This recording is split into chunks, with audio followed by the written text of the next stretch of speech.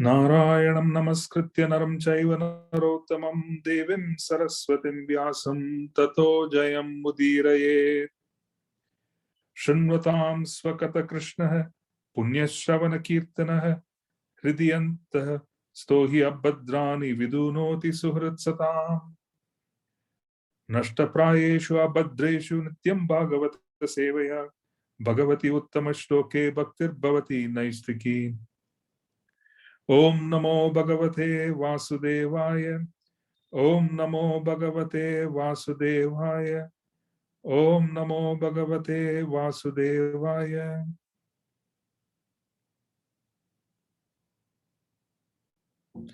Hare Krishna. So the previous session, we spoke on the aspect of accumulating devotional credits.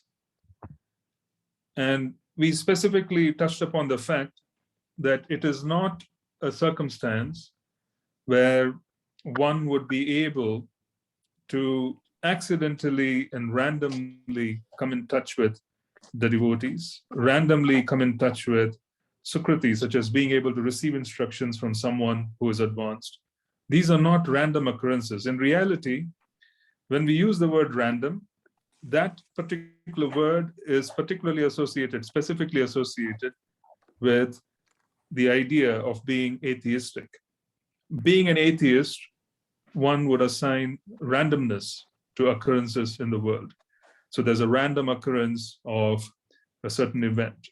So there's random movement.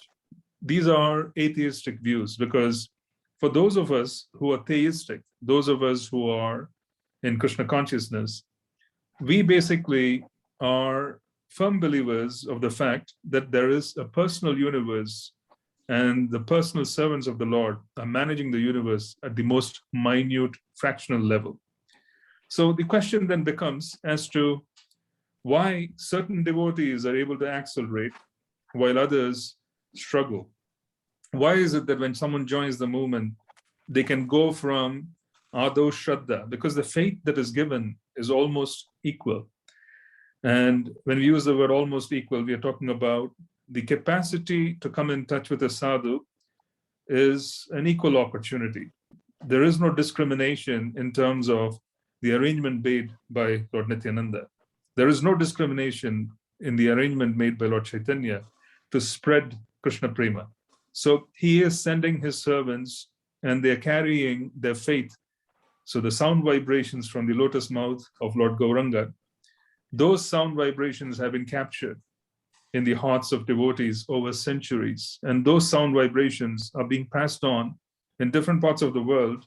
And so when a class is being attended, we receive those sound vibrations. So Shrinvatam Swakata Krishna, the reason why we need to remind ourselves about the hearing of Srimad Bhagavatam is because in this particular yuga, you are going to make advancement through hearing, the process of hearing. So there's almost an emphasis on the process of hearing, Shravanam. And Shravanam and Kirtanam are one and the same, because one who is engaging in Kirtan, which is the repetition of Shravanam. So someone has heard from his guru, and then they're diligently repeating what they've heard from their guru. So this is disciplic succession. So the more surrendered a disciple, the greater the ability for them to be able to capture the mood of the guru and to be able to pass it on to those who are listening. So now those who listen, they have the capacity to carry forward what they have heard to the extent to which they are surrendered during the process of listening to a class. So Shrinvatam Swakata Krishna essentially refers to the fact that our deliverance in this age is going to happen through the hearing process. Hearing and speaking both request surrender, because one can't really engage in Kirtan, which is the glorification of Srimad Bhagavatam, unless they have heard diligently and that particular transformation and realizations have come into the heart. And this can only happen if there's deep faith in the words of the Guru. So it's a process which starts with faith. It starts with the ability to have deep faith, the ability to capture the opportunity, the ability to capture the opportunity in the heart, and for us to be able to capture the opportunity and for us to be able to move forward. Why is it that some of us have the ability to capture opportunity? Some of us do not have the ability to capture what is being given. So we attend a class And then there is this particular circumstance where whatever we are told goes from one ear and then it passes out of the other. We just forget everything. Sometimes we are inspired in the association of devotees, but then a few hours after the inspiration, everything just pacifies and then we are back to who we were. These are experiences where we are not able to hold on to the injection of faith that is being given when we come in touch with sadhus. So the question then arises as to whether the ground is the same, because the seed which is being sown is the same. Seed of Krishna Bhakti is the same. The speaker is able to give and capture the essence of what is being heard by him or her, and they're passing it on through disciplic succession. But then the ground changes. There's a shift in the ground where different people have the different capacity for them to be able to capture what is being spoken. One moment, I just want to mute everybody because there seems to be some static. Yeah,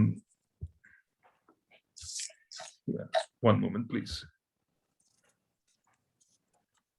Yeah, if you could kindly mute yourself. Yeah,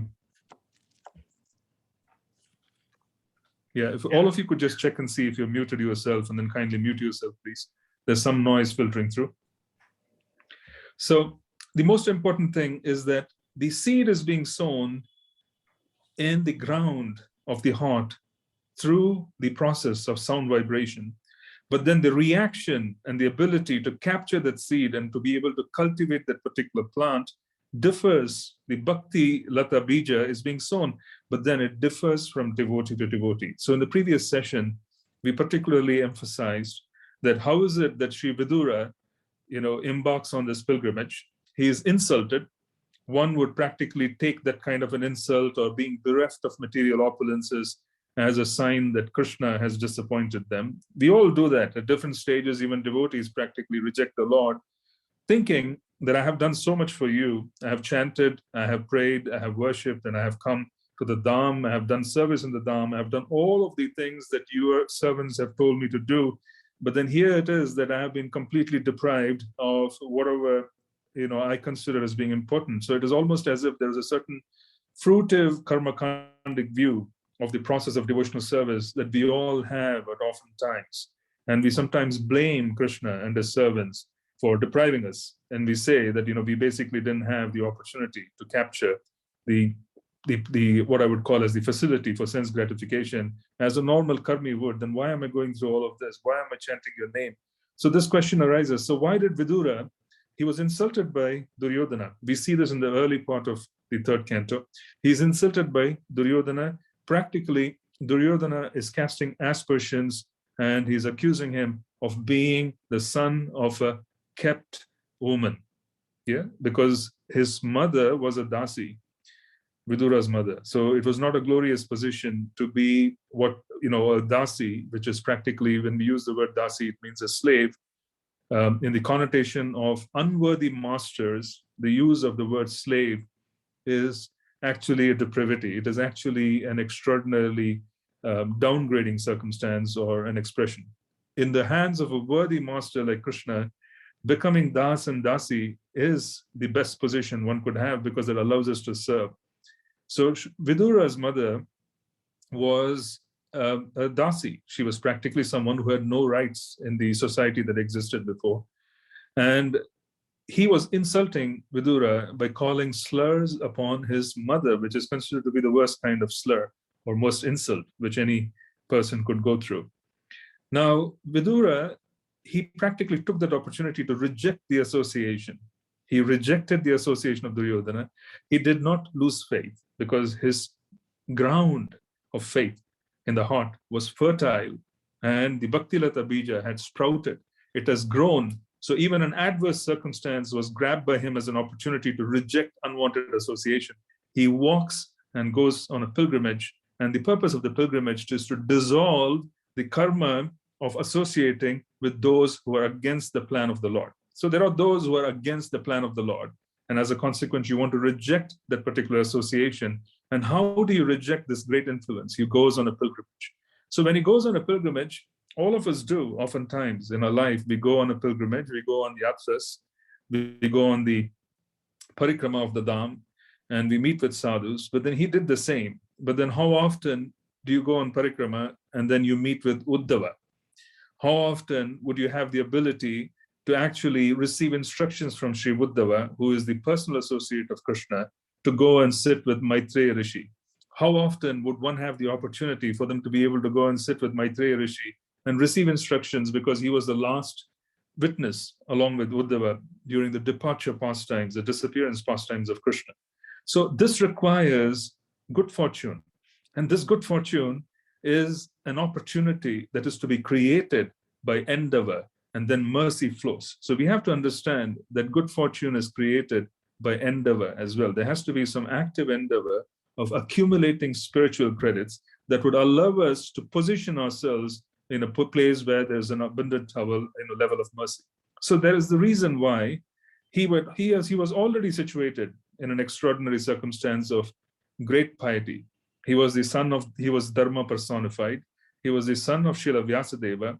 And then there was this great blessing of being born to a woman who'd had no status in that particular kingdom. So he had no false ego associated with his position. He was very clear that he was the son of a slave. And as a consequence, he had no false ego associated with his position. So he could chant, and the Amani Manadena.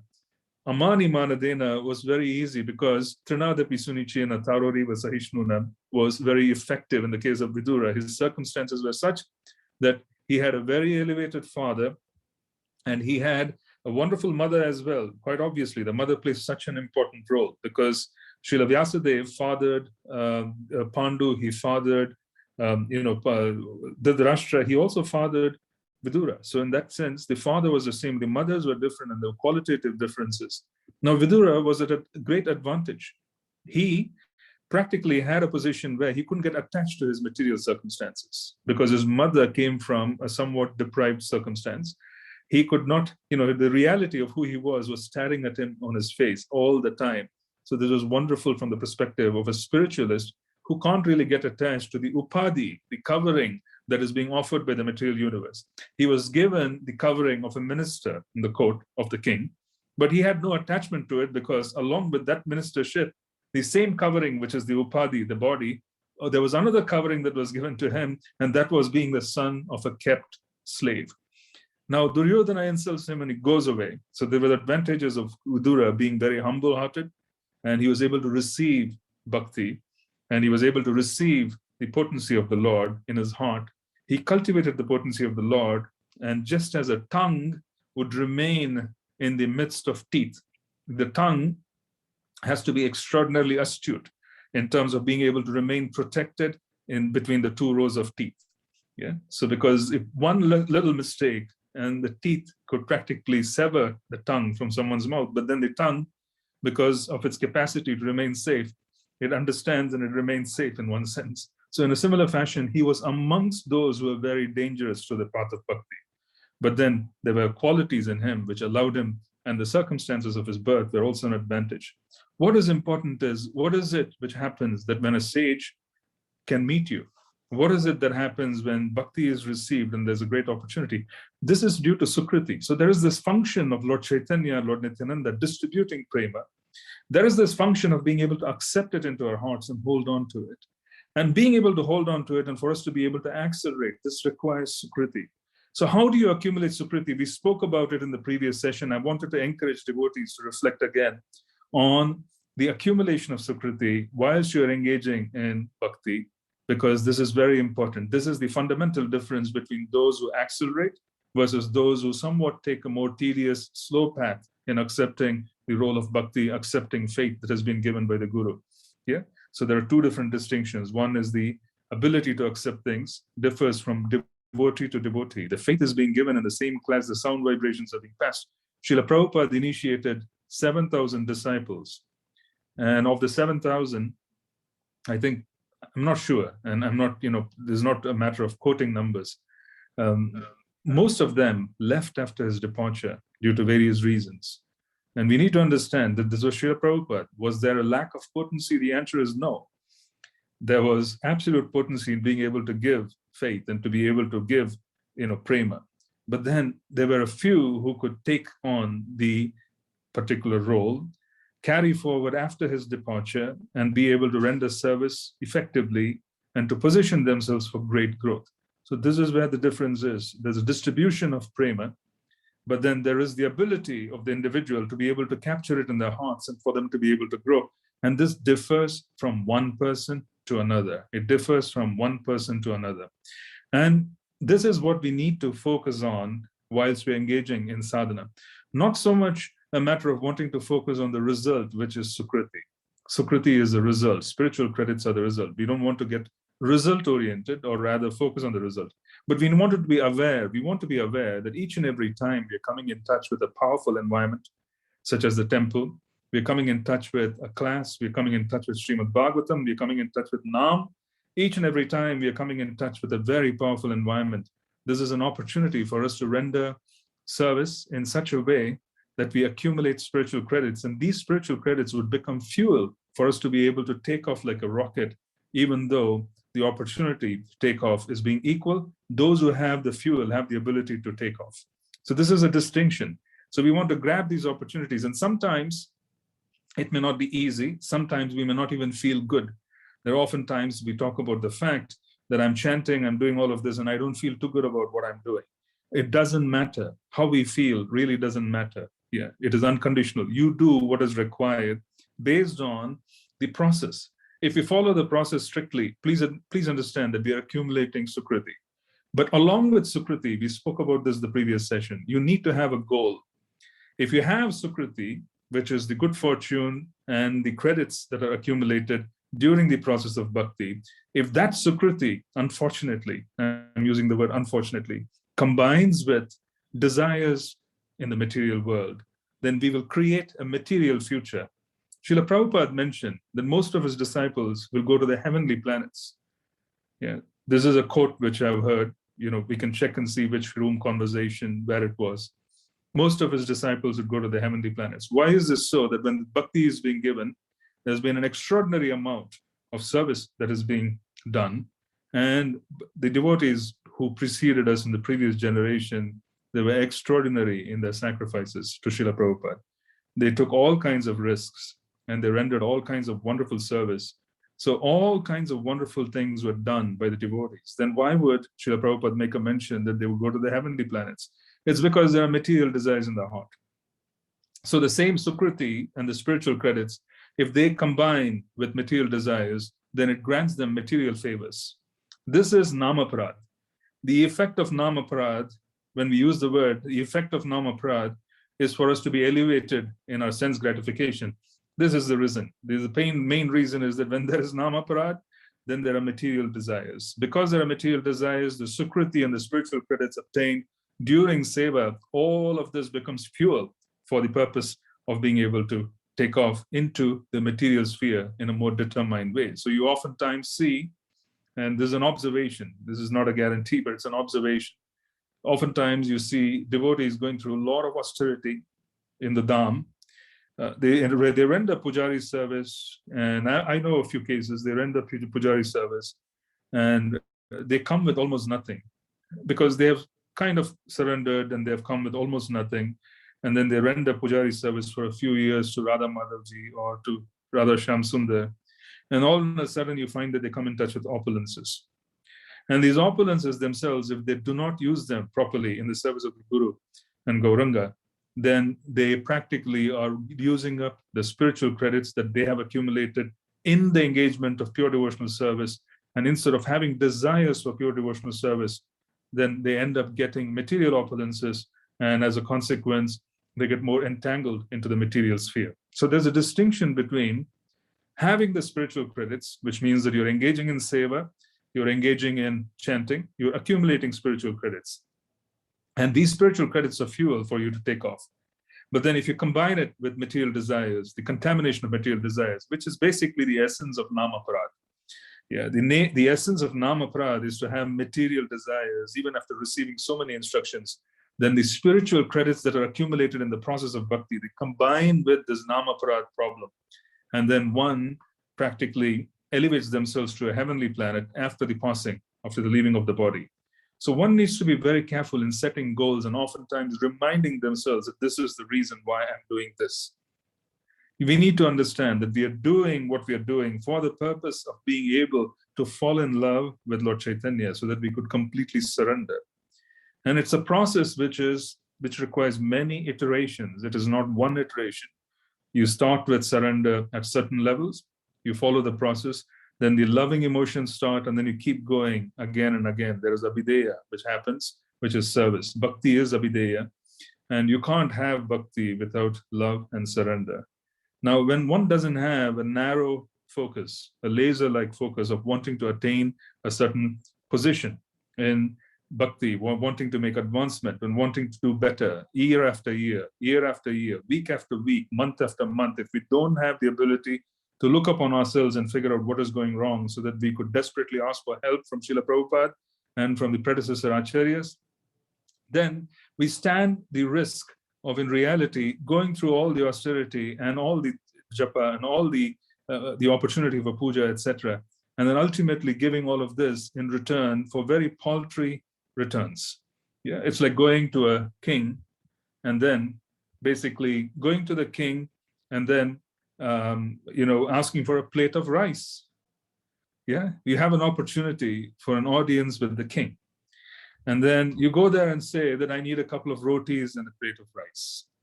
This is an absurdity, which is what happens to us if we do not have a singular focus on being able to cultivate proper goals in combination with the effort that is being made. And proper goals can only be had with continued association with devotees who have proper goals. When we use the word association, it is always about those who can inspire us to chant. That is association.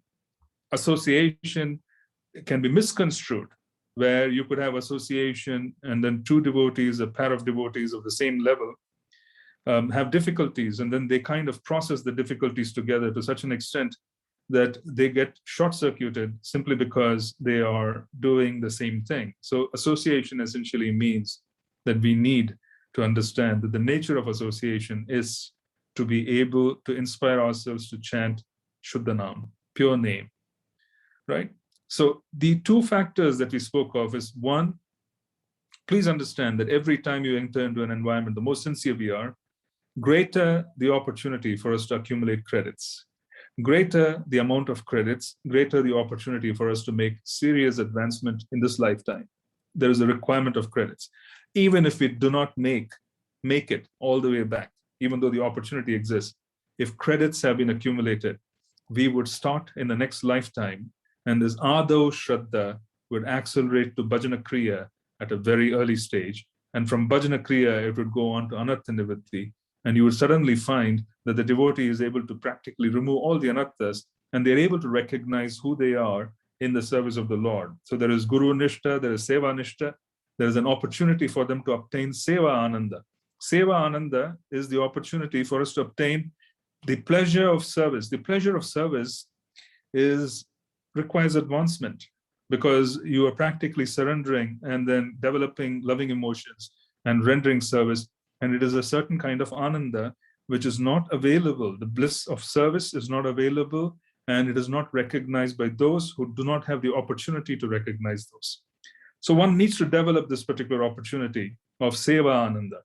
And then when there is Seva Ananda, they go after that particular goal of increasing the seva in so many different ways, because there is Seva Ananda. There's pleasure, there's happiness that is coming in. Is it wrong? Are we being selfish and wanting and eager to basically accumulate more of that particular Seva Ananda? The answer is no. That is our birthright. We are pleasure seekers by nature. We're either going to seek pleasure on the material plane, or we're going to seek pleasure in the spiritual plane. So there need be no anxiety or guilt in wanting to basically attract Seva Ananda and to be able to give ourselves fully to Seva. So the point being that once we do all of this, there has to be constant association with those who can remind us of the goal of life. If we don't have that association, and if we don't remind ourselves as to why we are doing what we are doing, the same fuel that is being accumulated would become the source of advancement in the material sphere. Yeah, in the material sphere. So we don't want to assume that it is all done. We want to focus, and we want to basically do what is appropriate and increase the effort on a year by year, month by month, week by week basis. We need to do that constantly. If you don't monitor ourselves, then we are going to fall prey to using this extraordinary credit that is being given to us. It's like taking money, which has been given to us in the bank, and then throwing it out on the road like a mad person. Yeah. If you know how to use resources, then you have the ability to grow your wealth.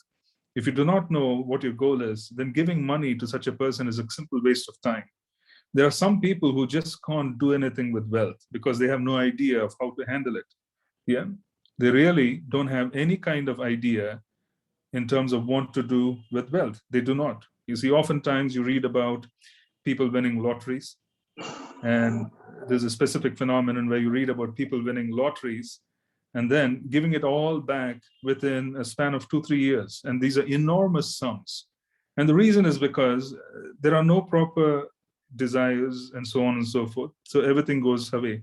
In a similar fashion, we stand at risk because every one of us has won a lottery. Nobody has practically deserved coming in touch with Lord Chaitanya's movement. Nobody can qualify oneself for what is being given.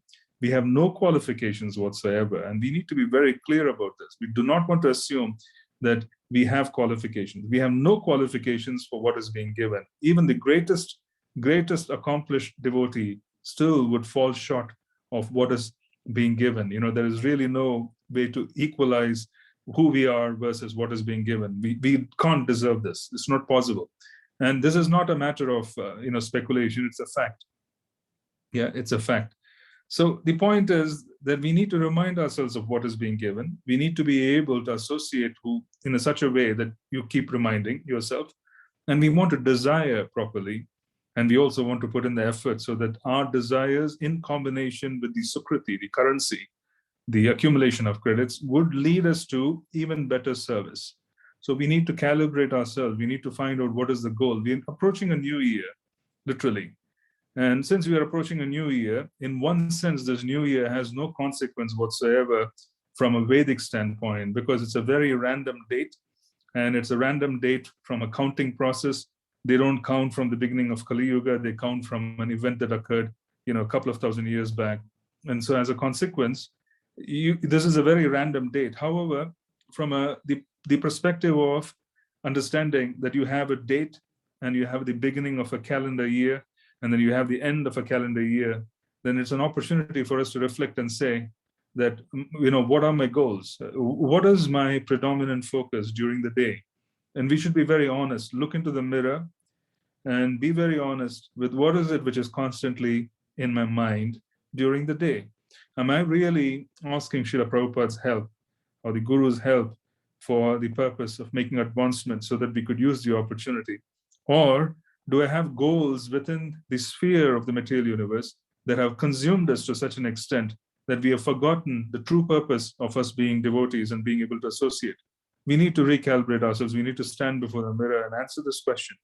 And once you do that, there's a necessity for us to figure out what we did in the previous year. Are we going to repeat what we did in the previous year? Was 2021 productive? Were we given an opportunity for greater enthusiasm in Srimad Bhagavatam? Was there an opportunity for greater enthusiasm in chanting? Was there an opportunity for greater enthusiasm in the services that we do? Or was it the opposite? Yeah, we need to reflect. And then we want to see what was our effort in the previous year. Did we put in what was required?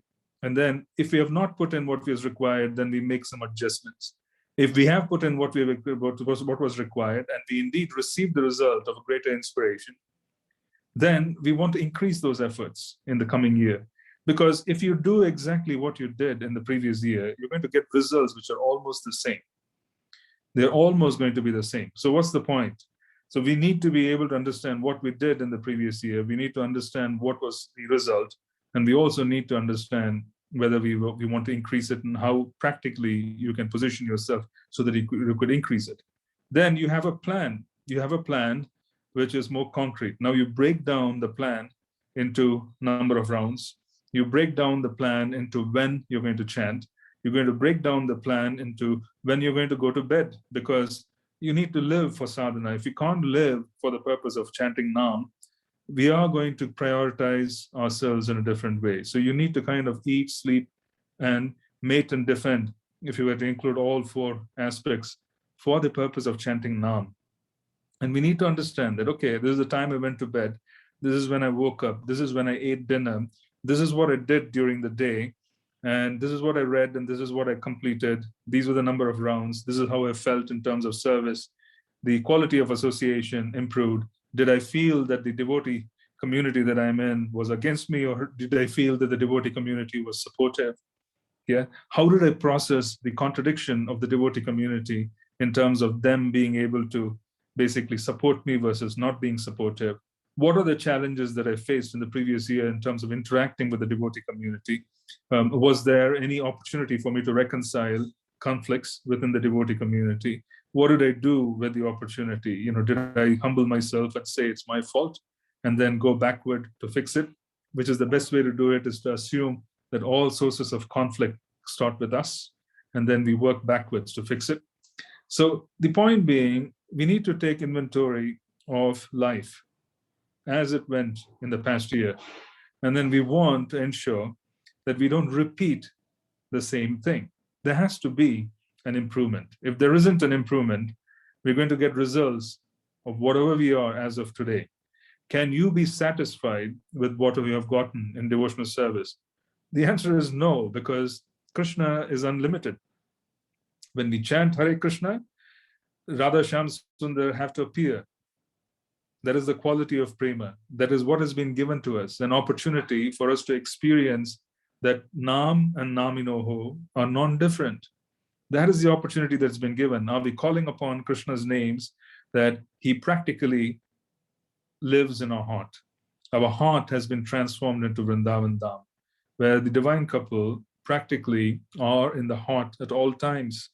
Am I practically being able to do this? Is this what I'm doing? Or am I doing something else? Am I having objectives which are completely useless from the perspective of what Mahaprabhu has given us? Because those objectives are simply objectives that are a product of Namaparaj. They are just a product of Namaparaj. If they are not connected to Mahaprabhu in a proper way, it's a product of Namaparaj, those desires themselves. So we need to figure out where the Namaparaj is happening. The first 9 cantos of Srimad Bhagavatam resolve Namaparaj. Then you can chant Shuddhanam and experience the 10th canto. So there is a certain delineation of going from the beginning to the 9th canto. And then life becomes orderly, like Lord Ram, because Lord Ram is being glorified in the 9th canto. Life becomes very orderly. One is able to understand their duties just as he lived on the planet. With that particular understanding and focus, we are able to serve Lord Gauranga, because Lord Gauranga was very, very strict. And then we are able to understand the 10th canto. So participating in the 10th canto requires being able to be purified of Namaparaj, which happens in the first 9 cantos of Srimad Bhagavatam. Yeah. Then the 10th canto reveals itself. Shri Radha Shyam Sundar, they reveal themselves in the heart, and then we are able to move forward. So we want to look forward to this wonderful opportunity, but we also want to understand what went wrong. And we need to be very honest. What is it which is predominating my mind for the past 30 minutes? What is it which is predominating when I'm not in the association of devotees? What is it which is predominating during half of the day versus the other half? We really need to know who we are, and we need to be able to accept it. We need to be able to accept it. And then we need to also understand that, yes, this is who I am. Krishna will accept who I am in a holistic manner. I have all kinds of defects, but Krishna is not going to be nitpicking one defect after another. He's practically accepting me because broadly I'm desiring Krishna Prema. So broadly, we are all desiring of wanting better service. We are wanting better chanting. We are wanting better association and better chanting of hearing of Srimad Bhagavatam. Krishna is accepting this holistic, wholesome view. He's not nitpicking and saying, oh, look at that one, that particular desire, or this desire, that desire, because all kinds of nonsense can come in the heart during a day when you're in touch with material energy. So he is not nitpicking. He's practically accepting the whole and saying, in a broader sense, are they heading in the right direction? Now, we want, on our part, to be able to narrow down our focus so that we are able to move forward. And please understand that Krishna Prema can come with bad health. Krishna Prema can be evident in our hearts with poor economic circumstances. Krishna Prema can come with poor relationship issues, which means, poor relationships, which means we are not very successful with relationships in this lifetime. Krishna Prema can come with all kinds of material difficulties. So one is independent of the other, and one is not particularly dependent at all. So one can have Krishna Prema in all these circumstances. So we want to ask for this particular gift, which is elusive even for great sages. We want to ask for this, but which is being distributed by Lord Nityananda for free. He has somehow or the other planted that seed in our hearts. It's our duty for us to be able to cultivate and move forward and have an understanding that each and every time we're entering into an environment, there's either opportunity to shed what is not working, or there's an opportunity for us to be able to accumulate more Sukhrati so that we could use it in the service of the Lord. And at the same time, we want to also understand what is our goal. So we need to have goals for the year. And goals for the year can't be Krishna Prema because it's a little bit obscure. That is the ultimate goal. Manmanabha Madbhakto Madhyaji Mam Namaskuru is the ultimate goal. But what is required is for us to have a goal that can be measured. Am I improving on chanting? Am I improving on when am I waking up and when am I going to bed? Am I improving on my meditation in life? What am I constantly meditating on? Is there a focus? So we can improve all of those things that can be evident, that can be seen, that are not hidden. It is always best to measure those aspects of who we are that we can see. Yeah, which essentially means that we don't want to assume subtle things. There are so many things that can be measured. Are we enthusiastic in chanting? Are we enthusiastic in association? Are we enthusiastic in service? Are we enthusiastic and motivated by scripture? Are we enthusiastic in hearing classes? We can measure things that are more gross, which are they're not necessarily subtle. So we don't want to get confused about advancement on a subtle platform, because that's very difficult to measure. It's also very difficult to assume. So we don't want to think that something is happening in the subtle because of which I'm advanced. We want to keep goals that are measurable from a physical perspective in terms of chanting, reading, associating, etc., because that's easy and less illusory in the ability to measure. So we want to be careful about it. So set those goals, and we want to kind of implement them, break down the reading, break down the chanting, and you could do a recalibration every week, make some adjustments, and move on. Advanced devotees, they are fully aware of what they're going to do for every 30 minutes of the day. So if you're sitting here today on a Saturday, they would know how Sunday is going to be used, and every 30 minutes, they would know what they're going to do on a Sunday. So there's greater level of focus and planning as you get closer, because you don't want to waste time. So that is a particular change we also should desire. So the point I was just wanting to make is that there is Sukhrati. Sri Vidura had Sukhrati. And then there is the goal. So he had that as well in his heart. So when Sukhrati meets the goal, wonderful opportunities are created in devotional service. And then one is able to make more steady advancement. And then you have the ability to actually make Krishna think about you. Krishna was thinking about Vidura when he was instructing Maitreya Rishi. Krishna was thinking about Vidura when he was instructing Uddhava. To actually have Krishna think about us is the biggest, greatest, glory of any devotee. There's one thing of us thinking about Krishna. There's another where Krishna is thinking about us. So Krishna was actually thinking about Vidura and making arrangements for Vidura to receive all of this. Otherwise, it would not have happened. So the point I was just wanting to make is that there's an opportunity at the end of the year for us to be able to do this. So this is more like an extension of what we shared in the previous session. Those of you who haven't heard the previous session, I encourage you to hear the previous session and actually take the opportunity to, make a plan for the year that's coming up, in a few days. Now, in the chapter that we're going to go through today, what is very interesting is the fact that no one in reality can escape the rules of the universe. No one can. So what we see here in this particular chapter is that Lord Brahma, who is the secondary creator, he appears from the navel of Garbhodakashayi Vishnu, and he appears from the navel of Garbhodakashayi Vishnu, he practically is not filled with instructions on how to create and how to manage the universe, etc. He begins the process of manifesting his seva in a somewhat deficient way. So there's tamas, so there's a creation of tamas, there is a creation of asuras and yakshas, and then there's a creation of problems for himself. And then he then starts creating the devas, and then he starts creating the rishis finally. So the point is, it is starting at a very tamasic juncture. So we notice in the third canto that the process of creation is such that Lord Brahma is manifest, and then he is receiving instructions. And because of his chanting of Krishna's names, he is able to understand Krishna's desires, and he is able to implement things properly. So unless one chants, one cannot understand what Krishna wants them to do. Lord Brahma was faced with the same circumstance in the beginning of the third canto. He simply did not know what to do, but he started receiving instructions on tapasya. So he engaged in tapasya, which is to practically engage in the chanting. So for 1,000 years, he chanted the mantra that was received. Narayana, Lord Narayana, who is the administrative Aishwaryamayi Rupa of Krishna, he appears, and then he gives instructions to Lord Brahma on how to manage things. So he practically is able to give Lord Brahma instructions on how to do his job.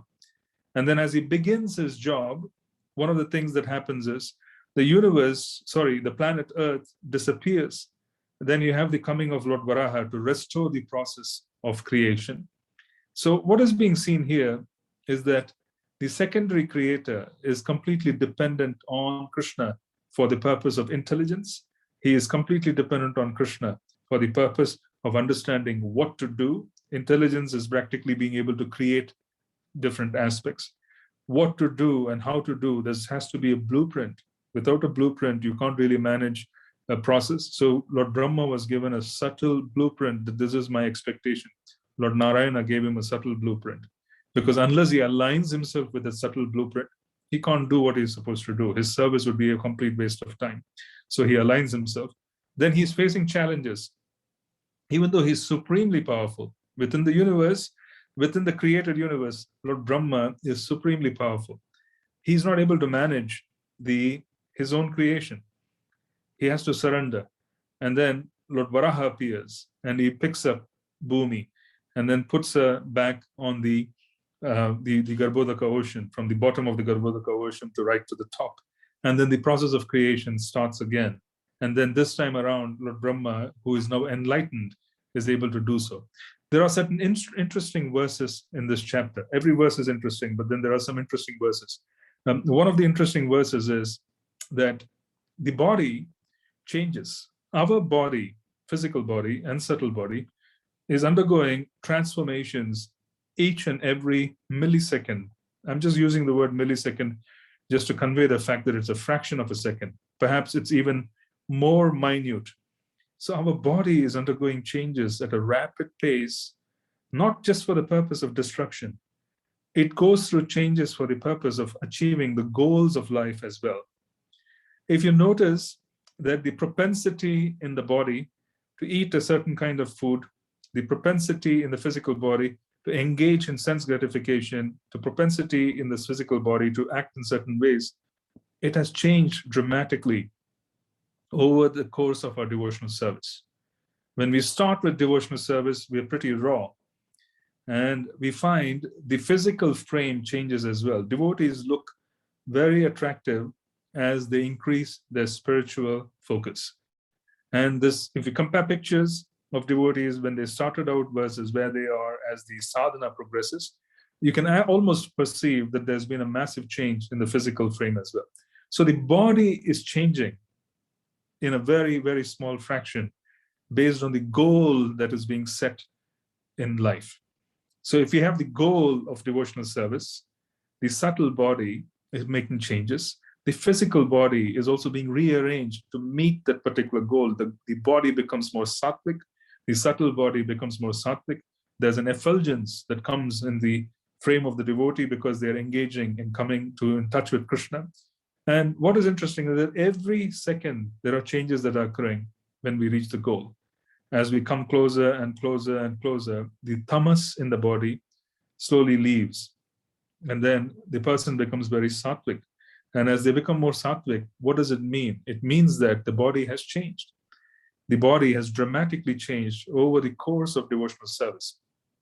Now, in this chapter, we hear that Lord Brahma, he becomes the object of lust. And what does it mean? It means that he has created beings such as yakshas and rakshasas. They have no sense of discrimination.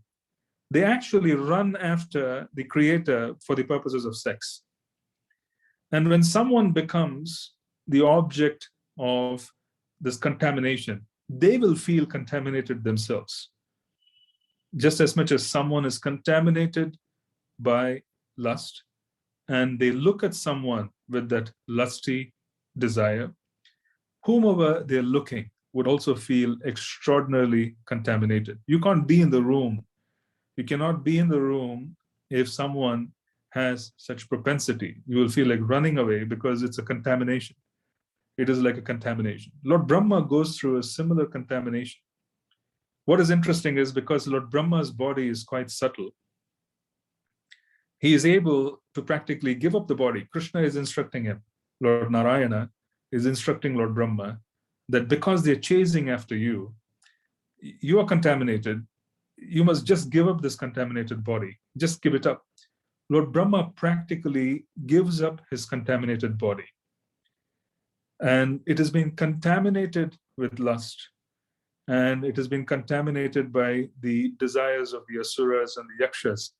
And because of the contamination, he can't really function in that body. It's like contamination. He gives it up. So we are, in reality, as we progress in devotional service, we are giving up our contaminated bodies as well. As our bodies are being given up on a day-to-day basis, these are contaminations. The biggest contamination is sparsha. Sparsha in Sanskrit is to touch something. There is no greater contamination than to be being touched by something. Yeah. So we are giving up our body. We are giving up this particular body. We are dying. But then we are more alive. As we die on a daily basis, we are giving up this body that was not useful for the purpose of devotional service. And we're becoming more and more alive because we are coming into touch with a body that is more suitable for devotional service. So our soul is able to use the body more effectively for the purposes of service. The body is a garment, but the garment can change. And we are giving up this contaminated body on a daily basis, and we are picking up and wearing a body, a new one, which is more aligned with the goals of Krishna consciousness. So again, goals in our mind are extraordinarily important in combination with sadhana, because the physical body changes. So as a consequence, our propensities change. It becomes easier to devote ourselves to Krishna's service.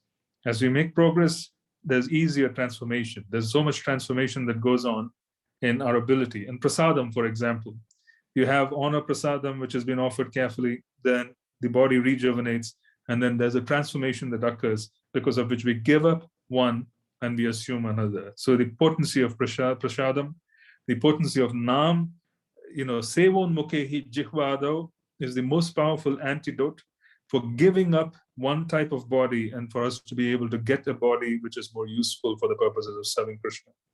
So this is something which we have to understand, that Lord Brahma, he had to give it up because it wasn't worthy for service. Why? Because he was contaminated by the desires of those whom he created, who had no discrimination. They actually ran after the creator. And he's saying, oh, don't spare me, please spare me. It's such a ridiculous circumstance that they run after him, and then he practically gives up his body because it's contaminated by the vision and the desires of those who see him. It's a contamination. So we have this opportunity for us to cleanse out the contamination when we focus with a goal on devotional service. So on a day-to-day basis, our physical body changes. On a day-to-day basis, our subtle body changes, all depending on how effectively we can come in touch with Krishna. And as we come in touch with Krishna effectively, then we have the ability to serve him better because the body changes for better abhideya. The body changes because there's deeper sambandha. And as a consequence, one is able to render even more quality service. Then what is also being seen here is that when someone receives a body, and this is when they receive a body, and we can receive a body midway, which means you could start out with a body which is being cultivated by devotional service, and then we come in touch with contamination, and this body can become contaminated, the physical and the subtle. Yeah, it can become contaminated. And as a consequence, the entire mood of the person changes, the outlook changes, and then their ability to fit into society changes, all because the goal was not really thought upon and the opportunity was not really taken, with both hands. It wasn't taken, you see. So the body can change, the subtle body can change. And it is not an accident. There's really nothing random about receiving a body which is filled with lust. It is not random. It is because of these desires that there's a particular body that's being given. So when Lord Brahma is creating, he's actually creating a subtle body. He's creating a subtle body based on the fruitive desires of souls who are a part of the creation. You see, they want bodies. They want to be able to enact that particular karma in the physical world. But then even before you give them a physical body, you need to give them a subtle body. And because of this contamination which they carry from the past, they receive a subtle body which is particularly problematic. And then the subtle body particularly creates an environment and receives ingredients which are physical. So this whole process of creation is engineered by desires. And it is said in the third canto early on, when Sri Garbhodaka Shai Vishnu, he lies on the ocean of Garbhodaka to practically energize the creation. His body turns a very tamasic blue. This tamasic blue is not the blue of Krishna. It is basically different. It's a tamasic blue. Blue is the color of poison, as they would call it. Yeah. So it's a tamasic bluish color.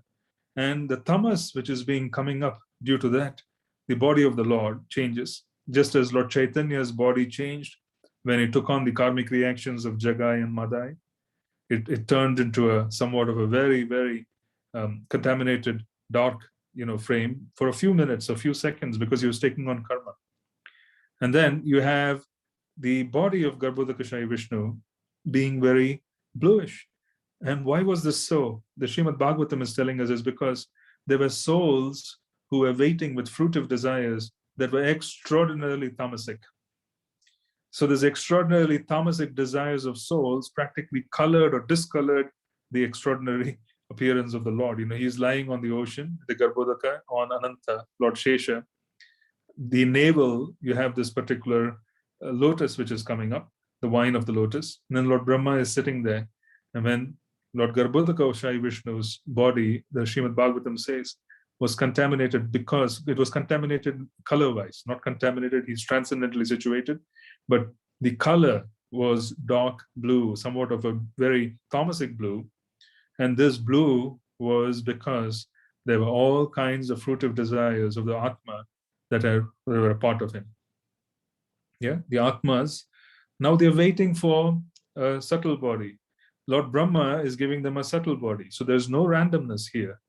Yeah, there is no randomness in terms of someone having problems with lust because they desired it. And as a consequence, they received a subtle body. And that subtle body creates a physical body, which gives them more trouble.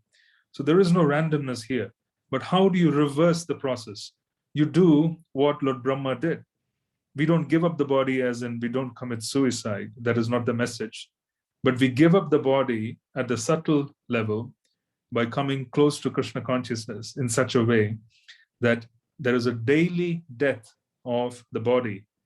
And the daily death of the subtle body is to practically get rid of the contamination that is being accumulated. And this can only be done through coming in touch with Krishna very powerfully through devotional service. So in reality, the more the subtle body dies, the greater the opportunity for the soul to become more alive. And as the soul becomes more alive, it has the ability to engage in service. So there's a daily death of the subtle body. There's a daily death of the subtle body. When I use the word death, I'm talking about transformations, where you're getting rid of Nashta Prayeshu, Abhadreshu. Abhadreshu is the great inauspiciousness that is a part of us. It's passion and ignorance. The subtle body is getting rid of passion and ignorance by coming in touch with Krishna. And then the next day, the body wakes up. It is much closer to the kind of body you need for you to render proper service. So as we progress from one particular stage of devotional service to another, there are dramatic changes that occur to the subtle body. And the subtle body itself has the ability to match what is required for service. So there's a daily death. So one has to die to live. And what is being killed and what is going away is the contamination. The contamination of being created with lust in the mind. If bodies are created in an act of lust, which is what we saw, Hiranyakashipu, Hiranyaksha, being created in the mood of lust. Yeah, Deity had lust during the evening, during the twilight. And because she had lust, her husband, the Kashyapa Muni, he developed anger because he could not subdue.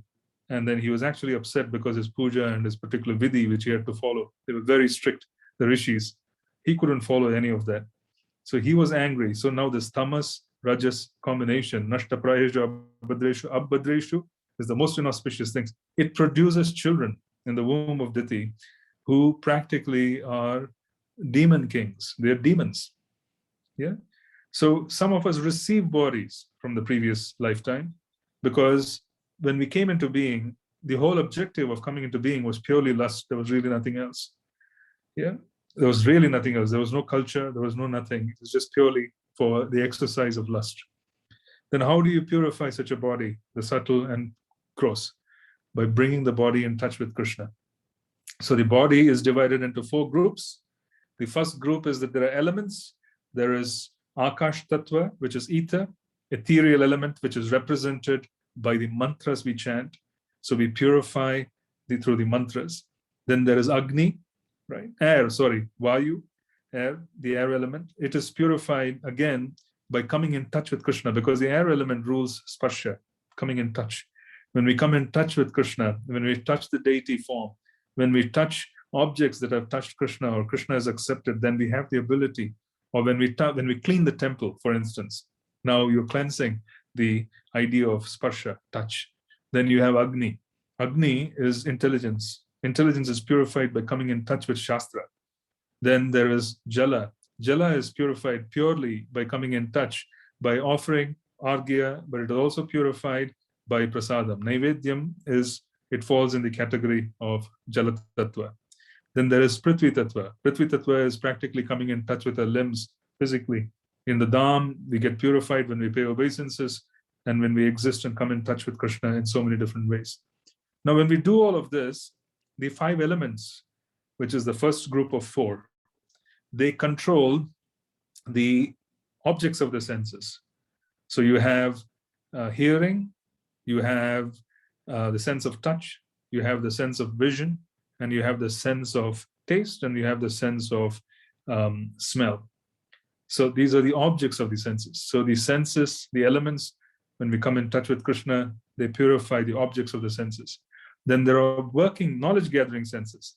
So the eyes, the nose, ears, skin, and the mouth, the tongue, these are knowledge-gathering senses. When they come in touch with Krishna powerfully, they're getting purified. These are tanmatras. This is how creation happens. And this is how coming in touch with Krishna practically purifies everything. Then you have the idea of basically the working senses, which are the hands and the feet, the genitals, the anus, and of course the tongue. You see, these are working senses. So these are working senses that are also being purified because we are coming in touch with the elements. The elements are coming in touch with the objects of the senses. Then you have the knowledge-gathering senses, and then finally, the working senses are also purified. So all of these are being purified. And then they also say that there are 5 different deities who control the 5 different elements. In fact, the whole program of the Gyanis, the Advaitins, the Gyanis, they worship different demigods, including Lord Vishnu, in the different aspects of purifying one of the elements. So Lord Vishnu is worshipped for the purpose of Akash Tattva. Agni is worshipped. So Lord Surya is worshipped for the purpose of Agni Tattva. And then They worship Lord Shiva for Vayu, and then they worship Lord Ganesh for Prithvi, and then they worship Devi for Jala. Why is this program of Pancha Devata, which is being included, which has come about in typical Jnani programs where they want to purify their senses by coming in touch with the host of deities who control those particular elements? This is also for the same purpose, for them to be able to be purified so that they can change the body that they have received, so that the body they are going to receive by coming in touch with these deities will have purified elements and they would be able to serve better. We don't need to go through such an elaborate process. We need to just come in touch with Krishna. And we're directly coming in touch with Krishna. We are not practically having any intermediary. We're coming in touch with Krishna directly through the deity form. We're coming in touch through Nam. We are coming in touch through Srimad Bhagavatam. We are coming in touch through the Dham. We are also coming in touch, most importantly, through the Guru, because he is the personification. So we are purifying our body. And what does purification of the body mean? We are giving up. We are dying so that we could live. And dying to live is a very dynamic process that has to be done more powerfully on a day-to-day basis, so that we have an opportunity to die so that we could live. Yeah, this is how a devotee progresses. They are dying to live. You don't remain the same. The subtle body is not the same. The ingredients have improved upon dramatically by the mercy of Guru and Krishna. The gross body does not remain the same. The elements have been rearranged for more effective sadhana. Otherwise, you can't sit and listen to Srimad Bhagavatam. It is not possible. This is basically due to surrender. And because of the surrender, we have given up our propensities and we have the ability to practically take in the sublime truth of Srimad Bhagavatam and be able to appreciate it. Yeah, Kirtanam and Shravanam, you can't do this unless there's mercy. Mercy has been given that has changed us quite dramatically. And we have the ability now to interact with sublime spiritual matter, which otherwise you have no interest in. That's why you have different degrees of devotees.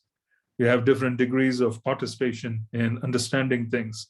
You have different degrees of being able to process Shastra. Yeah.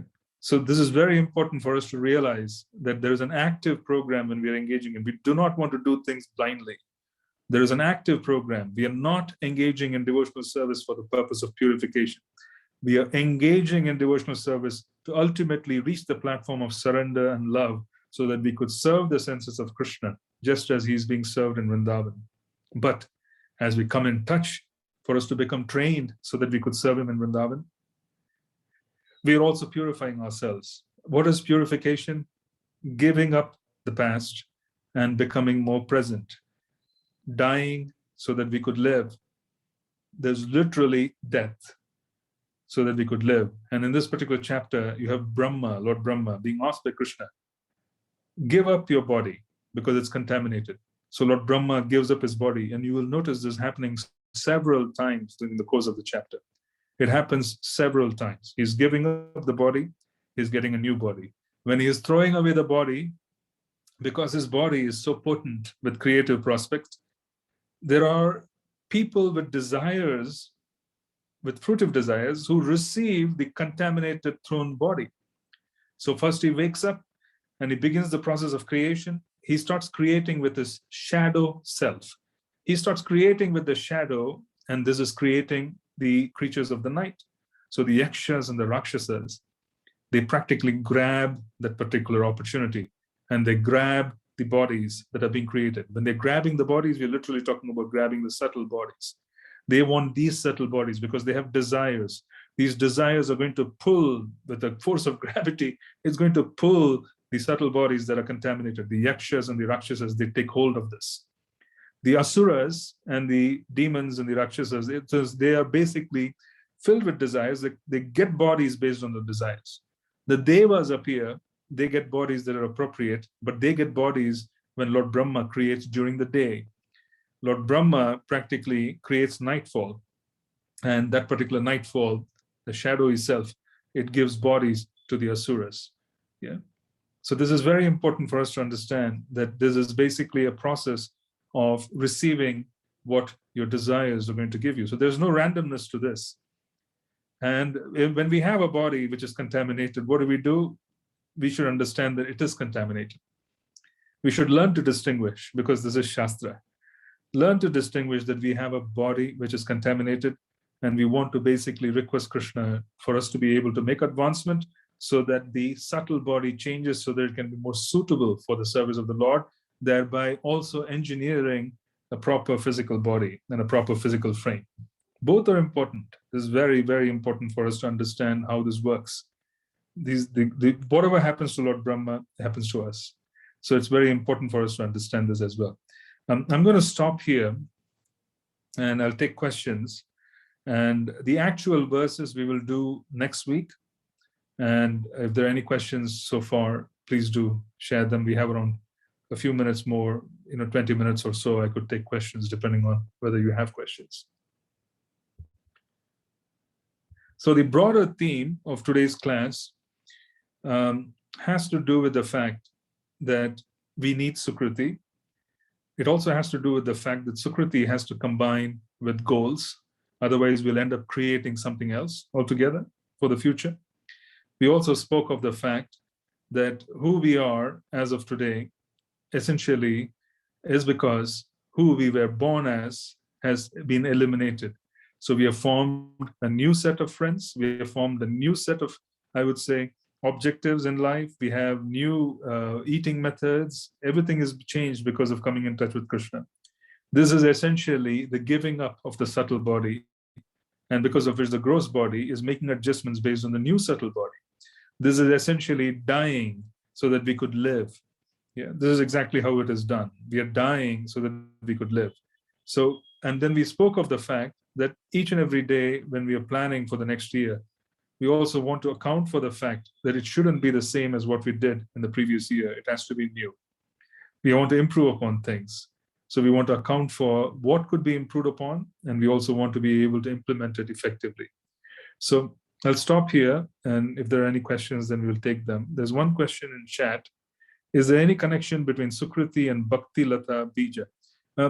The idea is that Sukhrati is the good fortune or Agyata Sukhrati or credits that we obtain when we engage in devotional service.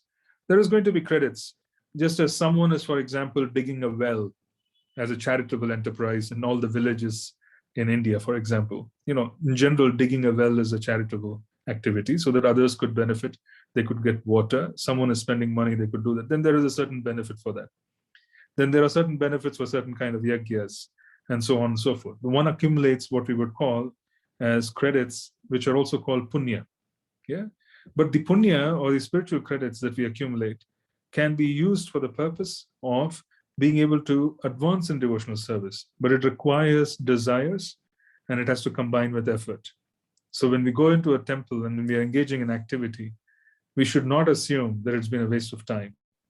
We should not assume that it is an ordinary activity. We are literally changing who we are. It's very dynamic. So we want to understand that. So this is Sukhrati. Bhakti Lata Bija is the giving of faith. Bhakti descends from the heart of the Guru into our heart, and we are cultivating that Bhakti through service. And during service, Sukhrati accumulates. So that's the distinction.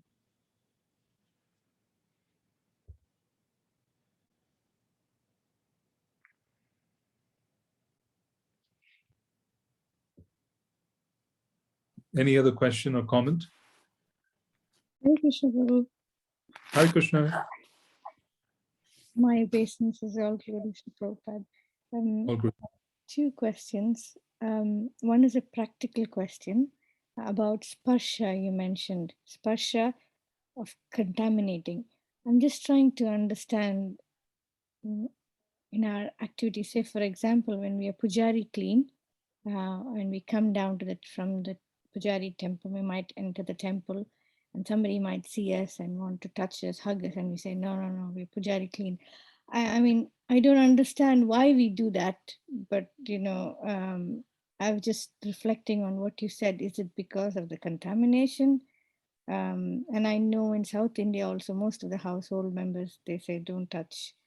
I just wanted to understand why we do that in our, devotional service. True. In reality, that is a function of wanting to be able to be clean in the service of the Lord, and contamination is very subtle. Now, when you're Pujari clean, one of the dangers is hugging someone, coming in touch with someone, which can happen in the temple environment. You can come in touch with someone who practically is not Pujari clean. They might have visited the restroom, they haven't had a bath. That practically what it does to us is that it kind of removes our ability to be Pujari clean, to serve Krishna's senses properly. So here the focus should be, what is it which is going to allow me to serve Krishna the best? And one can actually say to the person who is coming forth that, yes, we are Pujari clean and I can't touch. Now, I'll give you an example. And this is in Vrindavan. I regularly go to Sri Sri Radha Damodar because that's the samadhi of Srila Rupa Goswami Pad to Jiva Goswami. That's where Srila Prabhupada was. When he practically created the movement, literally, he was there for all kinds of inspiration. He received inspiration because all the Goswamis gather in Sri Radha Damodar even today. Now, when I was there, there's a wonderful Pujari, and he is like the 15th generation descendant of Shyamananda Prabhu. So Srila Jiva Goswami is practically initiating Dukhi Krishnadas, who later becomes Shyamananda.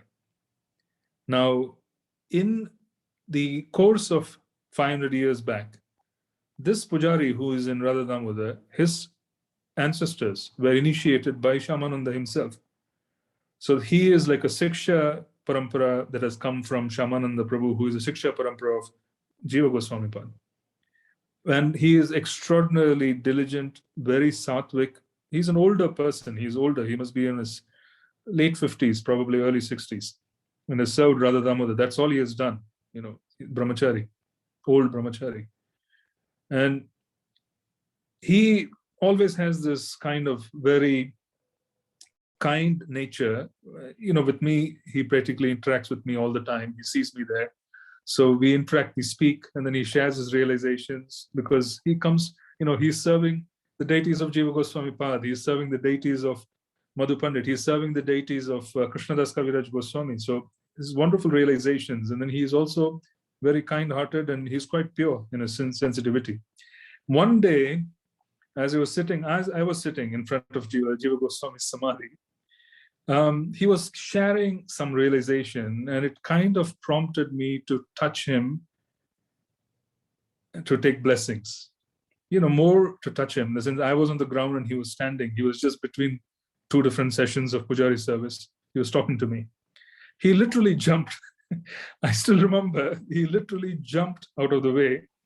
Now, normally, if that were to be seen by someone else who is not cultured in devotional service in terms of deity worship, they would have misunderstood that particular move as he is now jumping because he thinks he's superior. But I could understand exactly why he jumped, because he has to go back to the service of the divine couple. And they maintain very high standards. So we need to kind of re-engineer in our mind the objectives of Pujari service. We have to be careful. If you're in a temple, that is Krishna's home. When you are in a temple and you're Krishna's home, the standards are very different from when Krishna is in your home, where you can be a little lenient. So in Krishna's home, he is a king. He's receiving all kinds of personalities. There is great personalities who are there whom we cannot see. So we need to be strict with rules and regulations in the temple. This is very important for us to understand. This has nothing to do with being, sensitive or not sensitive with visitors. You can simply say that, you are in service, and then there's a reason for you can't touch them. You can't. You just have to be firm with it because these are rules and regulations. Yeah, you can't do that. You just can't. We can't compromise and what we would call as make it difficult. But then it requires a little sensitivity. So if in our heart there is no contamination of seeing someone as being touchable, untouchable, in our heart, if we carry the love of Lord Chaitanya, then we explain things to them, they will understand quite fully. Just as I could fully understand why he jumped. I could have practically misunderstood it. And I could have said that here I am and I'm chanting, I'm a devotee, I'm initiated, I'm this, I'm that, and then he's jumping because he doesn't want me to touch him. I could have misunderstood, but I knew exactly why he was jumping, because he is in the service of the divine couple. It's a temple. Krishna's temple, the rules are very different. We can't create our own rules. We have to follow it. And he is practically wanting to be properly situated so that he could serve them. And it is all very subtle. It is all very subtle. And as a consequence, we have to understand that it has to be managed. So I'm just giving you an example. So it is important for us to follow rules. As our mode of goodness increases and it combines with transcendental knowledge of coming in touch with Nam, with Srimad Bhagavatam, these sensitivities would also increase. It is not discriminatory. It is simply wanting to preserve that particular sanctity so that we could touch the deity. We are more worried about touching the deity rather than being touched by anyone. So, because people come, they would have used the restrooms. In the West specifically, there are no rules, regulations that are followed. So we have to be very careful with this when we are in touch with the deities who have been installed, because they are fully present. They are fully present. So we want to think that, this is who I am. I have to be careful. That's my answer to this. I hope this makes sense. I think if I just paraphrase it, it's more the intention of us, where you rightly put it. It's not us feeling superior in that moment, but feeling that this is a service to the Lord. As a consequence of that service, we have to follow certain. I think it's the intention that you carry. Again, with your example, you understood that he jumped is because of that, is because that was his intention. And so you could perceive it. Again, it's very subtle, but you could perceive that was. But the similar thing, if you felt you were superior and the other person inferior, that intention also would be perceived by the other person. Right. Yeah, exactly. So I think what I want to say is we want to be centered around what is the best way to serve Krishna. We want to be centered around that, because what happens in our movement, and our movement is a little bit more complex compared to others. And the reason is that in our movement, we are constantly making adjustments to bringing devotees, and then we are constantly wanting to cultivate them. And then many of them are coming with, their egos quite intact. And as a consequence, we want to be sensitive to how they perceive us as being someone who is very strict and rule-based and so on, versus being more lenient, etc. But the risk that we face in diluting Pujari service is that the Pujari service affects the entire community. It affects the entire community. It affects the city. You see, entire cities get transformed because of Pujari service. In Detroit, when Srila Prabhupada bought the first home for the deities in Detroit, it was in a neighborhood which was extraordinarily deteriorated. There were drug addicts, there was drug peddling, it was very contaminated. But then the home that was purchased back then during Srila Prabhupada's days, it was so opulent, Srila Prabhupada felt motivated to offer it to Krishna, Radha Kalachandji, I think, yeah, if I remember right, that if within a few years after the establishment of the temple, the entire environment changed. There was no more drug peddling. There was no more, people couldn't exist there with bad habits. So we affect cities, we affect the townships, we affect the environment. So we have an extraordinary responsibility in our temples when it comes to deity worship and Pujari service. It's very important for us to follow rules. And this may seem like a narrow definition of what a Pujari is supposed to do. In reality, following rules is not a narrow definition. It is a very straightforward, clear definition. Yeah, it's a clear definition. Now you have Pankajangri Prabhu and Jananivas Prabhu, our very famous Pujaris in Sri Mayapur Dham. They have an extraordinary responsibility in being able to render service to Narasimhadev and to Radha Madhava. Srila Prabhupada used to say, there are two very dangerous jobs in the world. One is to be my servant and the other is to be the servant of Radha Madhava, which is true anywhere in the world where the deities are installed. It is a dangerous job to be a servant of directly doing Pujari service. Depending on what the person carries in their heart, the contamination that can occur, it can be quite intense.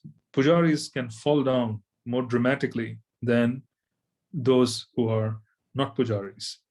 And the reason is because they are in touch with great power. So when you come in touch with great power, there are rules that have to be followed. And if you cannot or don't have the power to do that properly, then there's a lot of issues which take place. So we don't want to construct new ways to deal with the deity. It's all documented in Hari Bhakti Vilas. It is documented in Pancharatra Pradipa. It is documented in all the deity worship manuals in terms of rules, regulations. Plus, we have been educated on the modes of nature. So we don't want to construct based on what we would call as new rules, regulations, etc. Yeah, we don't want to do that because it practically is a dangerous thing to do, and it is very, very dangerous because it affects the community, it affects the individual, the community, the city. Yeah, I can't really underestimate or rather downplay the whole prospect of deity worship in our temples. We have to be very, very careful. Very careful. The more sincere we are, the greater the benefit, because you're in touch with Krishna. The acceleration is rapid. The opportunity is rapid. So if you are already getting in there, in touch with Krishna, then things work out beautifully. The opposite is true if there is contamination. If there is problems where we have concocted, then we are in trouble. So we should be very careful in these particular actions because you're dealing directly with the Lord in his Archavigraha form, which is non-different from him. Yeah, there's opportunity on both sides. I've heard this, but I have not qualified it. Srila Radhanath Swami Maharaj instructed pujaris of Radha Gopinath Ji in Mumbai that if they want to enter into pujari service in Radha Gopinath in the morning, then this is like 3 a.m. service. They have to wake up at least at 3 a.m. for them to prepare the pujari service, to prepare everything for waking the Lord. He said you have to chant 32 rounds before you even enter there. Then when you chant 32 rounds and when the strict standards are being kept, then you have the ability to serve the deity, and then the focus becomes the deity. We are not distracted by concoctions or our own, deliberations. And sometimes these deliberations happen because we are in touch with material nature more profoundly. So the best thing to do is to follow rules to the strictest extent possible, because that's our safety when you come in touch with deities. Yeah, so that's what we need to do. At home, the deity standard can be a little different. It can be a little reduced. And Srila Prabhupada wanted home deity service to be, to reduce to 1 hour, including cooking bhoga, so that we could go out and assist in the preaching mission. We could prepare for preaching. So the home situation is different. Even then, it's important. It's different. The temple situation, you're affecting scores of people. So we have to be very, very, very careful. Yeah, we have to be very careful from that perspective. Yeah, and there are so many examples of devotees who are extraordinarily careful and who wake up. For example, Aindra Prabhu. Aindra Prabhu used to wake up at midnight because he had thousands of Shilas and he had deities. He used to wake up at midnight so that he could serve them until the morning. And waking up at midnight and serving is perfectly fine, yeah, because he had to apply some kind of service to the Shaligramas. Yeah. So the point I'm just trying to make is then what he is offered to the world was also extraordinary. We could see what he offered. It was the mercy of the deities and the mercy of Nam. He could practically, so the chanting of Nam can improve dramatically if there's good deity worship. Understanding scripture can improve dramatically. So we want to kind of reflect on things very carefully when it comes to deities. There should be no changes. There should be no speculation. Sometimes there are rules that are introduced which are temporary by nature to accommodate certain situations. Yeah, we don't want to extend it as being a permanent rule. We want to understand that as well. We want to be careful. Thank you, Prabhu. Is there time for another question? Yes, I can take one more question. Yeah. You mentioned about goals, and it's kind of the right time at the end of the year. You're reflecting on your, where you want to be in the next year and have some short-term, medium plans. Despite all of that, I sometimes have, and this is just me, my vulnerability that I want to sort of put it. in the material realm, like for example, you're doing a master's or you're focusing on your health, then you have a routine. Okay, I have to give up sugar, I have to give up this, and I have to follow certain diet. And as a consequence, or do exercise and become healthy. So there is a routine that you can sort of stick to, and you can see that. Or say, for example, I want to get a job or anything you can work through on the material realm. Or maybe it's because of me that I'm only familiar with that I have seen that. But whereas the spiritual goal is far more elusive, far more I can't, it's not tangible. And because it's not tangible, um, uh, I am not able to sort of uh, reflect and see, okay, last year to now, what have I, is it the number of rounds? No, not really, it's the mood. So I cannot come to sort of, okay, you've done an MSc, you passed an MSc, you've got a certificate, you have achieved your objective, or even you're going towards your objective. I find spiritual goals uh, difficult to quantify. You can, in fact. I mentioned this towards the end of the class. I was very clear that it is difficult to quantify the objective of attaining prema. However, it is easy to quantify activity. So if you were to break down the most important activity of association, which essentially means you are engaging in listening to classes, chanting of Nam, Srimad Bhagavatam reading, Srinvatam Swakata Krishnaha, deity worship, desiring to be in the Dham or practically being in the temple wherever we are and serving in the temple, we can quantify how we are presenting ourselves in all these environments. It is quantifiable. It is not obscure. It is not a difficult proposition. If you can easily, you can kind of set this up easily. So the No, point I make the is point we should reflect on, sorry, I we can, find that because the nature hasn't changed, the guna hasn't changed. You still have all these anarthas that it's so obvious, it's on your face. it doesn't matter. It doesn't matter. You find the anarthas are there, but it always, you take what you've done in the last year and you make improvements this year. Do it as a very simple exercise where it is not complicated with too many assumptions of what is working, what is not working on the subtle level. Do it as a simple exercise that this is how my chanting was in the previous year. These are the number of rounds I chanted every day. This is when I woke up. This is what I offered to Krishna. This is how much I read. This is how much I associated. This is basically what I did. If you reflect enough, you would be able to come up with a plan after understanding what happened in the previous year. You will be able to come up with a plan which will be effective for the coming year. So that's the point I was trying to make. I find the goal lofty. No, the goal can be lofty. The activity is not. It is accessible. When you took initiation, you received empowerment. You received power for you to reach Goloka. You received empowerment for you to follow the regulative principles. You received empowerment for chanting Harinam when you took initiation.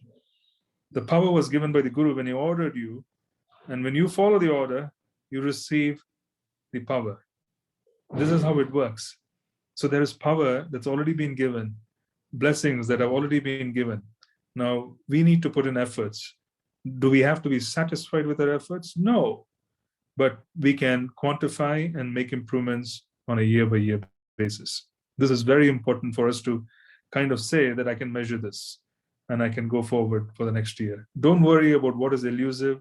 Work on what is obvious, which is how and what we are doing on a day-to-day basis, on a week-to-week basis. That's much, much easier, and that's what we need to do. Very important for us to do. Thank you, Prabhu. Really All right. enlightening. Sure. Okay, I'm just wanting to take a few questions that have come on chat. Can you let me know how can we know what is a real inner desire? We keep praying for pure devotion, but how can we really know what is in our heart? You mentioned that one can get pure devotion in any material condition. So can we pray for a healthy body to be able to chant and serve better? Or do surrender to Krishna's will and then keep going with whatever we can chant and serve? We want to understand two things about this. I think I understand your question. You're basically saying that you might really have a challenge, like an unhealthy body. So, which is what Srila Rupa Goswami Pad, when he gave us the rules, he said, Anya bila shita shunyam. Anya bila shita. Anya bila shita, the TA which is included, means that there is facility and opportunity for self-preservation. So if there are problems of self-preservation, such as someone is in danger, there is someone who is basically sick with some terminal disease, which is practically going to take away their opportunity, then you can offer prayers that Krishna, if you so desire, please take this away so that I can serve better. Because I want to serve and the body has become an impediment. If you so desire, please do what is necessary so that I can serve better. So that mood of surrender is required, because when we can't solve problems that come to us, which are insurmountable, it simply means that we have to throw up our hands and surrender. So it's an opportunity to say that what has come to me now is insurmountable. So I'm stepping aside. Krishna, you take charge. So it's an opportunity. And then, as you mentioned, one more thing that you need to do is wake up each day and understand that the day has been arranged by the Lord. Accept it. Once you accept that the day has been arranged by the Lord, then you will have an opportunity to see his plan. Krishna will give intelligence. So that meditation of being able to accept the day, that today, Krishna, you have arranged for me to go through whatever I have to go through so that I can serve you better. This is Trinada Pisunichena Tarori Vasarishnuna. Then Krishna will reveal his plan, and then you will be able to exercise what is required. So these are the two things that you need to do. One, surrender because it's insurmountable. Second, accept it because this is what his plan is. Even if it is our karma, we accept it as Krishna's plan. And then the third would be for us to offer prayers saying, if there is a necessity, Krishna, if you so feel, if you so desire, please do what is required so that I can serve you better. So we can offer that and we leave the results to him. If he wants to fix it, fix it. Otherwise, he's practically going to make arrangements for us to come closer through giving us experiences which are quite intense. Right. Now, let me just see the other question on chat. Is it that if we're given material opulence, we had our Sukhrati meet up with the material desires and goals? I think I heard or read that the opulence is given by the Lord as per the capacity of the devotee to use in the Lord's service. How should we understand this? The point is that opulence is given, but then we need to understand that everything belongs to him and everything is to be used for him. So we want to basically accept what is being given, and then we say, question ourselves, Krishna, please give us intelligence so that we would know how to use what's been given in your service. We never want to assume that this is ours, and as a consequence, we have been given something based on our Sukhrati. It has transformed itself into wealth. So that's how you keep in touch with circumstances, because we don't want to refuse resources. Everybody requires resources. It's a reality of the world. We require good health, we require good economics, we want peace so that we could make progress. We are not really targeting all of this as goals, but it's a requirement. It's good for you to have it. So in that sense, we don't want to assume that the wealth that has been given has any other use other than Krishna. So we want to basically appreciate what's been given, be grateful, and at the same time offer prayers so that he could basically give us the intelligence to use it in his service, so that we don't basically use what's been given in such a way that it practically impedes our progress in Krishna consciousness.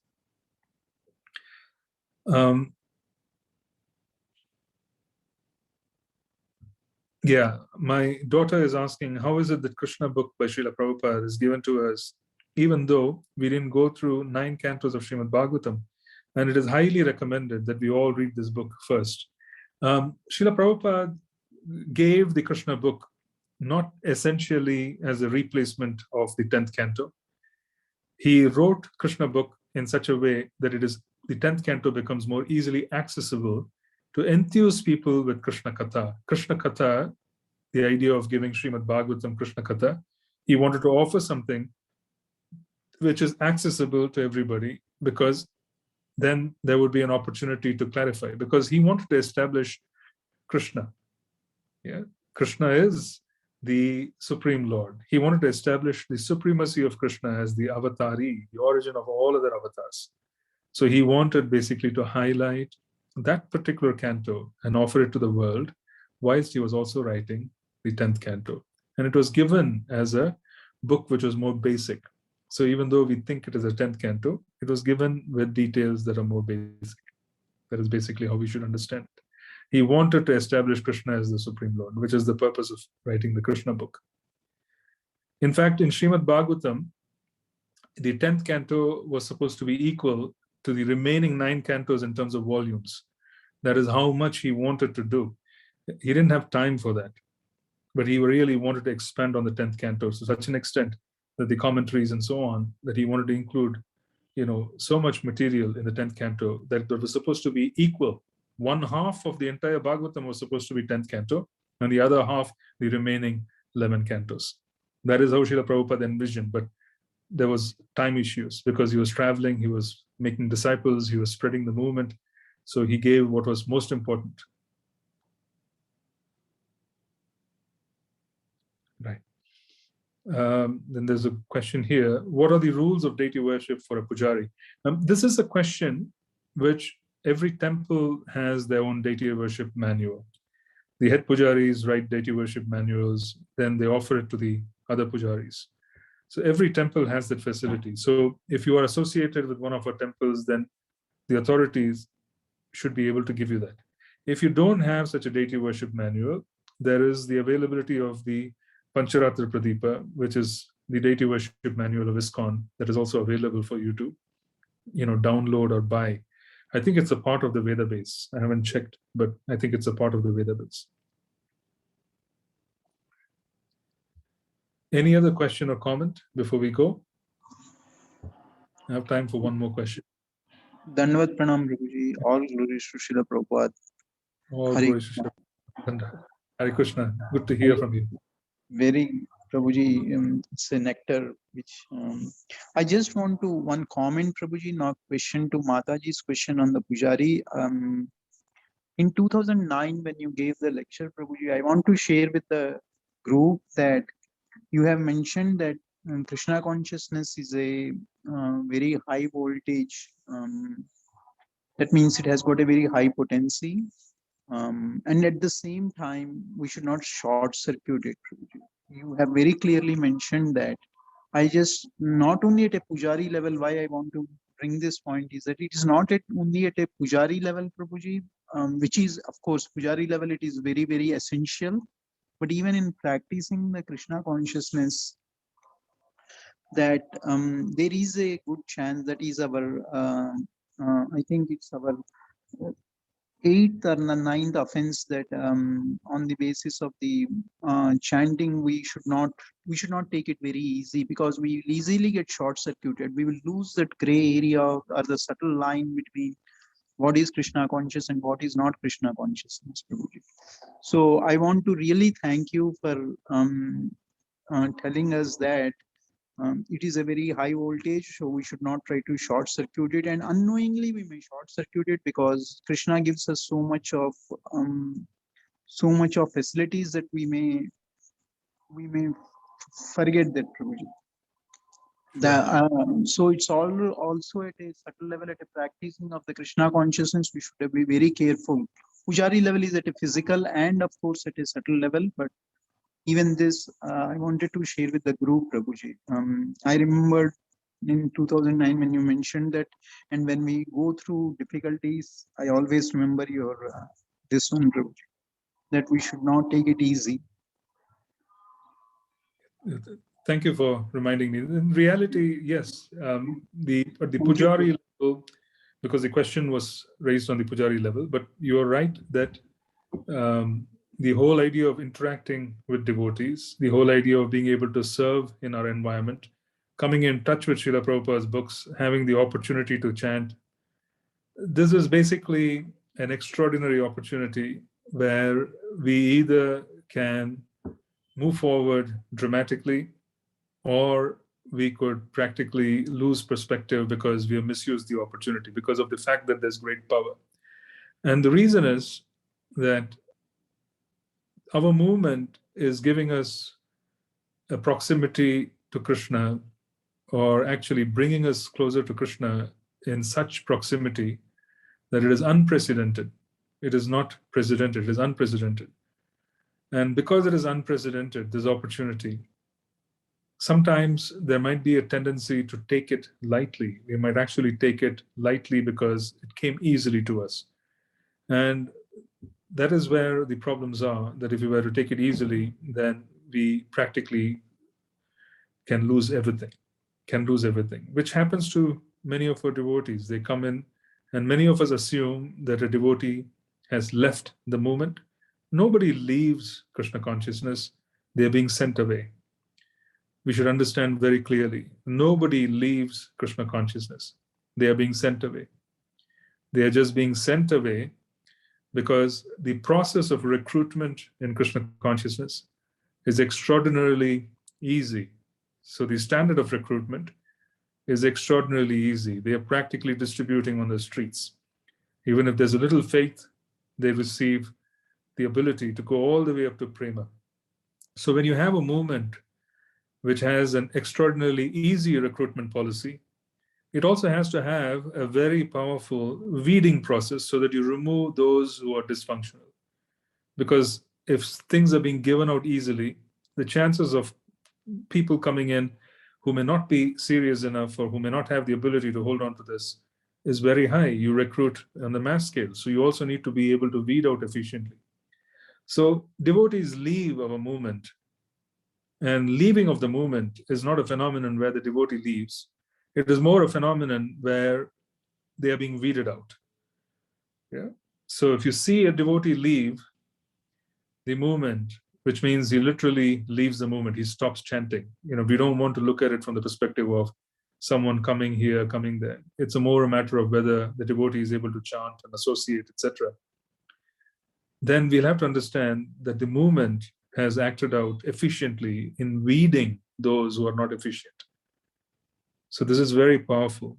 So this is actually a testament to the genuineness and the bona fideness of Lord Chaitanya's movement, that you come in easily and then you get weeded out as well, because you need to have both systems functioning efficiently if you want to move forward. You can't have a function of mass recruitment and then you get choked with all kinds of wrong attitude. You need a very powerful system where there's mass recruitment, there's mass opportunity, there's equal opportunity regardless of where people come from. And then there's also a very efficient weeding process where if we don't meet the qualification, then we are weeded out. This is a testament to the efficiency of the process given by Mahaprabhu.